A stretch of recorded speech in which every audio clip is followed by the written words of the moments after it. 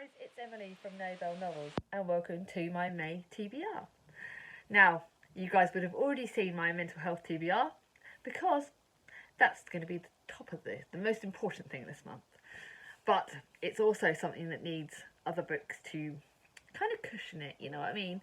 The mental health of some books are going to be certainly trying my emotions, and at a time when we're all going through quite a lot of stuff and our mental health is slightly under pressure, it's important to read other books from other genres to keep me going. So, I've got only 3 buddy reads this month. I've been better than ever. I've got my friend's choice, I've got 2 read-alongs, I've got my TBR jar, and I've got some extra ones if I get the time for. You guys know that I don't know how this month's going to go. I don't know what's going to happen with the lockdown, when it's going to be over. I don't know how long I'm going to be homeschooling. I don't know how my own mental health is going to go. But I'm going to give it my best shot. You guys are going to see some extra videos in this month. This month really, like I said, it is going to be focused a lot on mental health. But you're going to be seeing them, so look out for them. We've got some good videos to come this month. And it's going to be an interesting month. Let's all support Victoria, Simone, and the lovely runner that they're all, Nicole, for doing this mental health on. But let's keep check on our mental health by reading other books if we need to. Let's support each other. And shall I tell you what we're going to be reading? So I'm going to start off this month with Fangirl by Rainbow Rowell. This is Clint, one of my best friends on BookTube, my BookTube's little American brother. This is one of his favourite books ever. It's a Rainbow Rowell book. It's apparently one of her best ones. I'm buddy reading it with the lovely, awesome Chloe from Chloe Reads Things. She's a diamond. We talk quite regularly on Twitter. She's a really good friend, and I can't wait to buddy read this with her. I love buddy reading with her. She's so much fun. And we kind of read at similar paces, which I love. We like to sort of speed up at the end. It's really good fun. Now, this is about twins, identical twins, Kath and Ren.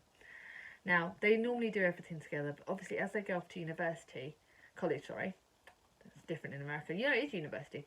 Ren decides she doesn't want to be one of the half of the pair anymore. She wants to dance, meet boys, and sort of go to parties and let loose. But it's not easy for Kath. She wants to bury herself in fan fiction that she writes, where there's more romance, is more intense than anything she's ever been through. Kath has to decide whether she's ready to open her heart to new people and new experiences. And then she's realising that she's got a lot more to learn about love than she ever thought possible. This has had rave reviews. I can't wait. I think this is going to work with Mental Health on. So you may have seen this in the Mental Health on TBR. I have not recorded things in the right order this month. I'm all over the place, like everyone. But looking forward to this. It works for the Mental Health on, and it looks light enough that it should kind of keep me buffered a bit. I hope so. Then I go on to a book that I'm kind of looking forward to reading, but at the same breath, I'm scared because it's the last in the series, and it's a series that I didn't expect to like. Certainly one that I never thought I would love anywhere near as much as I have. My uncle gave me this series. It's the Dark Material series, and it's the Empress by Glass. I'm buddy reading with this with my lovely sister Charlie from Charlie Brooke. Pickla's mum on Instagram if you want to check her out. The lovely international friends I've got, Berna and Gaia. We've had a little buddy read group there. And I can't wait to read this. It's a chunky one. It's his longest one in the series. Will and Lyra, whose fates are bound together by powers beyond their own world, have violently been separated. But they must find each other, for what lies ahead of them is the greatest war that anyone's ever seen, and a journey to a darker place where no one has ever returned. This looks darker and scarier than the other books, which could be interesting right now, the way my mental health is. But it's brilliant. I've heard great things about this book, and I can't wait to read it. I hope I love it as much as I love the second two. So far, the first one was I liked, the second one I loved. Let's see how I feel about the third one. And it's the middle book of my buddy reads. And look, it's got a gorgeous watermark at this. Can you see that? So yeah, that's going to be good. Can't wait. Then I finished then my last buddy read is one I thought I would be reading in April.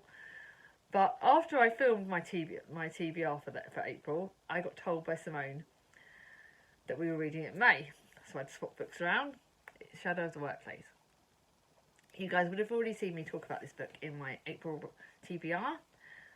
It's the second in the Called a Midwife series. Now, me and Simone have read the third and the first. The third we read together, and Simone didn't like it very much, and I didn't like it as much as I liked the first. I liked the first best. Simone didn't like it as much, but I like the DVDs more. So let's see how we do with the second one. This is they've got stories about this that I've already seen in the DVDs. So if you've seen the TV series, you would have heard a lot of these stories. So I'm interested to see if the written work in this is as good as the TV series, and where it rates on my sort of scale of series. Do I keep it? Do I not? I don't know. I'm going to wait to see how this one is, whether I keep the whole series or whether I throw it. Now, the next book is the one that my friend's choice. Now, I haven't actually chosen which friend I'm going to have for June. So all my friends out there, watch out. One of you will be asked. But Nicole from A Beautiful Chaos of Books chose this for me. Now, it works for Mental Health-a-thon. It was actually going to be... I nearly had it on my TBR before she even picked it. But she picked this. It's The Prison Doctor. Now, Simone's read it. I think Victoria's read it. No Nicole's read it. No Julie's read it. And I know a lot of my friends have spoken about it. If all of those great people have read it and liked it, it's going to have to be a good book. I bought it full price, which you guys know I don't do very often.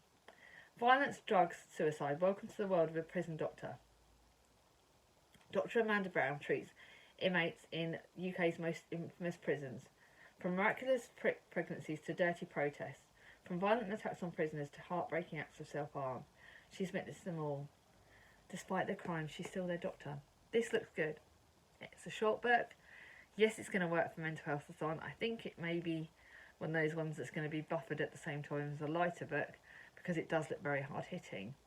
But it's one I'm really looking forward to reading, because it has had some absolutely rave reviews, and I can't wait to read it. So thank you, Nicole, for picking this. So excited by it. It's one that I'm really, really excited by. Now, I told you I'm going to be doing 2 read-alongs. It's the next book in the Anne Along series. It's the Anne House of Dreams. Now, this one I think is going to make me cry. Life seems to be perfect for Anne Shirley, about to marry her childhood friend Gilbert Blythe and set up home with him in the house of her dreams. But then tragedy strikes, and it takes all of Gilbert's love, Anne's own courage, and the honesty of her enigmatic friend Leslie to help her overcome it. When it says about tragedy, it kind of makes me a bit nervous, because I'm worried who's going to die.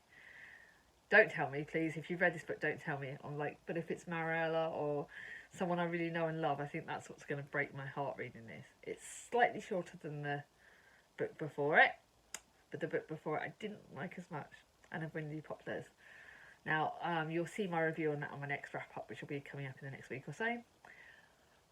But I hope I like this one as much as I've liked the third book, certainly. So, fingers crossed. I now need to buy the rest of the series, so I think I might be going on ABE Books to buy the last few in the series, because I haven't got them, and I need them. I was going to put it off and wait, but sod it, I deserve a treat right now. Homeschooling is certainly tiring me out, so...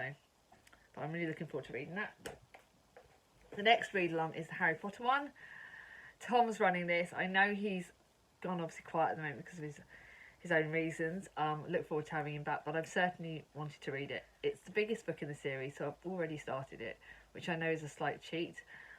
Can't wait to read this. I'm loving it already. I only started it last night, so by the time this goes up I would have read a bit more of it, but it's a great book. One of my favourites, but one of my least favourites on the films. I didn't like the film, but I like the book. And so that's it. Now, I'm going to go and do my TBR pick now. Let's have a look. TBR jar pick. Let's see which one's going to be picked. Dun, dun, dun. Why am I so scared? I'm literally scared. Oh, I've just picked one. The Girl with No Home. Okay. Let's have a look where that stack is. Oh, the good news is it's not a long book. Bad news is it looks like it's going to be a challenging one. It's not a long book. It's only 350 pages. This is one I think my mother-in-law got me. I'm not sure. Abandoned by her family, will she finally find the place she belongs? Poor Jerusalem Carey is no stranger to being left behind. Deserted by her mother aged 7. She's drifted between homes for so long as she can remember. But when, I can't say her name, meets a kind farmer from Kent, she dares to believe her luck might change. then disaster strikes. Great, another one that's going to be hard hitting, another one that could rip me to shreds. It's historical fiction. I can't see what year it's set in. Oh, so part 1 is set in 1888 to 1902. Now this might, I think, count into one of my historical fictions from a different era. Historical fiction certainly looks like it's going to be one that's going to make me cry. Please, God, let me survive this one. This could be interesting. So now that's going to be added to my jar. I've just realised I haven't even had my notes for this video. This makes a change.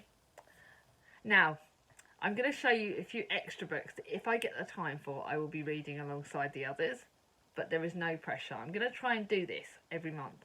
Have a sort of selection of books that if I get time to read them, I do. But I don't put pressure on myself because right now I certainly don't need any more pressure than I'm already under. Like all of us, I know. First one is I wanted to have a classic in my box. Midsummer Night's Dream by William Shakespeare. I remember reading this at school. It's a reread. It's short. It's less than 100 pages. It's like written in it's like play format, so it's really good fun. It's about 100 pages, but it counts as a classic. But I think it's going to be one that makes me laugh because from what I remember, Midsummer Night's Dream is quite a fun, kind of a funny one of his Shakespeare's books. This is complete and unabridged. It's Penguin's popular classic, so I love the cover on it. Escaping the everything, I can't say the names of these people, but you guys know it. Everyone knows Midsummer Night's Dream. I read it in secondary school, loved it, can't wait to reread that. So this is probably more than likely going to get read. This one is because of, I think it's Victoria spoke about this one, and it's on my bookish posters. It's Wind in the Willows by Kenneth Grahame. Everyone's heard of The Wind in the Willows. We all grew up with it. We all know about Rat, Badger, and oh, dear old Badger. This is one I picked up in my local charity shop. It's only about 200 pages. It's gorgeous. It's one of these editions. I can't call Children's Golden Library, but look at the beautiful cover on this. I remember Badger. I remember them. I remember Rat. I remember all of them. It's going to be a cosy classic, so it's another classics, but it's a children's classic, and I hope I get to that one. Then lastly, a book that I think I've been putting off because I've had it for over a year. Been putting it off because I didn't really just feel like it really. But it's a chiclet, and at the moment I really think I kind of need some chiclets, especially over Mental Health-a-thon. I expect to see more chiclets probably being read alongside all these books because I'm going for them at the moment. This is The Hidden Cottage. Everyone Has Somewhere They Long to Be by Erica James. Mia Channing appears to have an enviable life, a beautiful home in the little village of Little Pelham, happy stable marriage and a job she enjoys and 3 grown-up children she adores. But appearances are deceiving. The truth is that it's all a precarious balancing act. When the family gather on her son's 30th birthday, Daisy, her youngest daughter, drops a bombshell in the way that only Daisy can. I think I read this for the try chapter tag, and I liked it. Definitely one that I think might work for this month. Definitely one I'm looking forward to reading. But let's see how I do. You may see other chicklet books being mixed in. You may see that, obviously, when you see my wrap-ups that I put up, that I do extra books. I don't know. I'm not going to put too much pressure on myself. I am seriously expecting that May, at least, I am going to be having to look after my children and be homeschooling for the whole month. So, because of that, I need to do what I need to do, just like we all do. Let's support each other, though. As this month comes to an end, we've done the first month. We're nearly at the point where the first month of lockdown for the UK is nearly coming to an end. Let's see how we do for the next. But let's keep supporting each other. That's something I really want to emphasise on my channel. Let's support each other. Let's be there for each other, because I've been so lucky. So many of you have been so supportive. The guys, there's so many of you, literally, I can't believe it. Nicole, Simone and Victoria all made me cry with their TBR. But no, they did the Mental Health on Tag video, and all 3 of them made me cry. And then Rainey from Rainy Davies, she made me cry because she mentioned me in a video. And I owe you guys enough. I don't know if I can remember to link all your channels below, but check these guys out, check each other out, keep supporting each other. Let's go for it. Let's just give May a fun time, and let's go for it. And take care. if you've liked this video, give it a thumbs up. If you're new to my channel and not subscribed yet, ring on my ding-a-ling. And I'll see you all soon. Bye-bye. Bye-bye.